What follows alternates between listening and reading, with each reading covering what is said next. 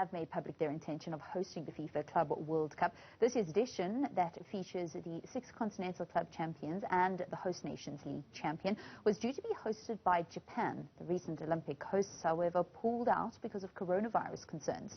The championship was scheduled to run from the 9th of December to the 19th. SAFA President Danny Jordaan joins me now to talk a little bit more about the proposal. A very good evening and welcome to Newzroom Afrika. Good evening. Can you explain where the proposal is currently at hosting the FIFA Club World Cup?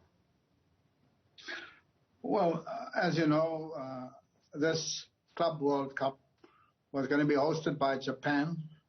Japan has already hosted 8 editions of the Club World Cup. The UAE 4, Qatar twice, and Morocco twice, Brazil once. And this time, and I think maybe it is also major events fatigue. Japan has hosted the Olympics and then the Paralympics, and they've indicated that because of COVID, they will not proceed with the hosting of the Club World Cup, which of course is in December. And so various names were raised, amongst them South Africa, and we will now engage further with FIFA, because it is a FIFA event, to see what are the requirements, what are the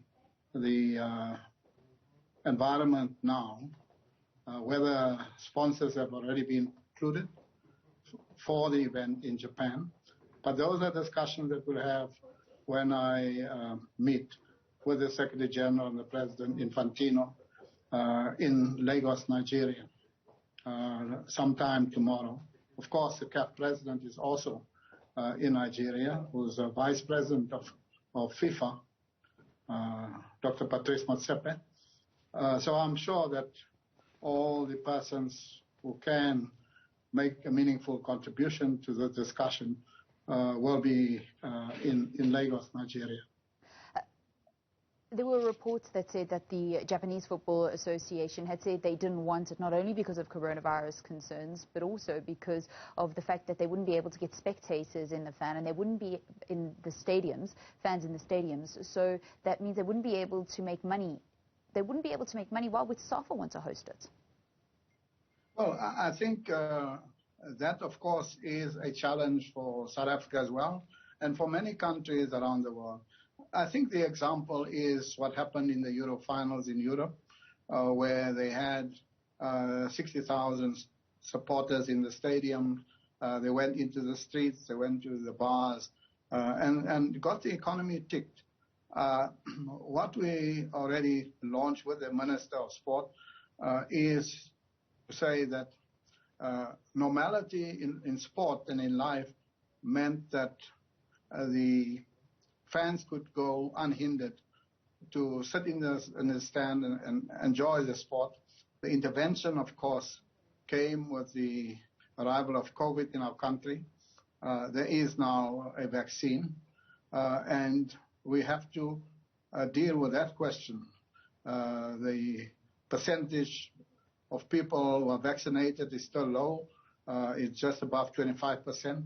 And we will have to get in the 60-70% if this event, from a supporter's point of view, is going to be a success and also commercially a success.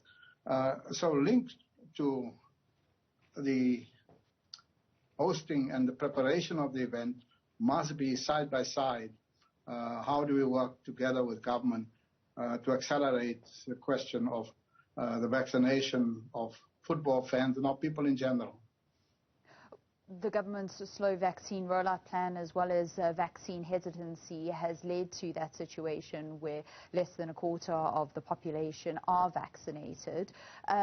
You had said when the campaign rolled out that SAFA would give fully vaxxed spectators free tickets to go and watch the next Bafana Bafana match, which would be on the 10th of October against Ethiopia at the F&B Stadium. What has been the response to that? Have there been people knocking down the doors at SAFA House? Well, South African football fans are in the habit or tradition that they hardly buy the tickets a month before the match. And so we expect that that clamor would come closer to the event and probably after the away match against Ethiopia. But what we've indicated is that next week we are going to have a meeting with the Minister of Sport and the Minister of Health to deal with those logistics. What exactly would be the steps to be taken?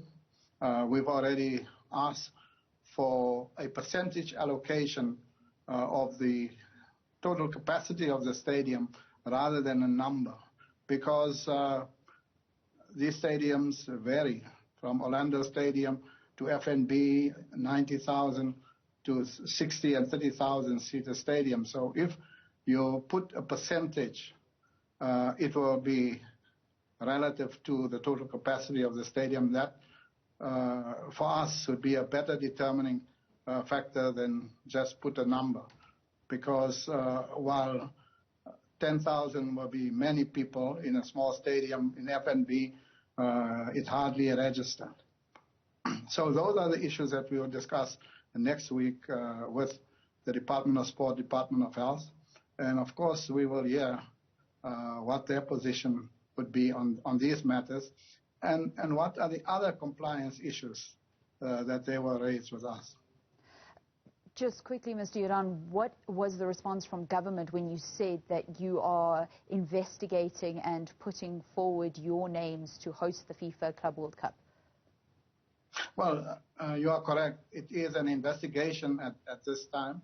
I did indicate to the minister that when I return from Nigeria, I would be in a better position to place before the Minister of Sport and before SASCOC what exactly is at play here, what are the requirements. But what we know is that for the teams that will be coming, we have undoubtedly the best stadium on the continent.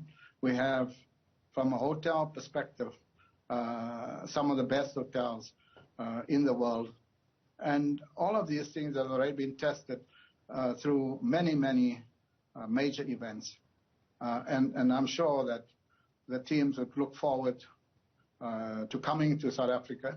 And I think the prospect of a Chelsea, Al Ahly with Percy Tau now in the Al Ahly team, together with Mamelodi Sundowns as the local winners, is already quite an attractive proposition.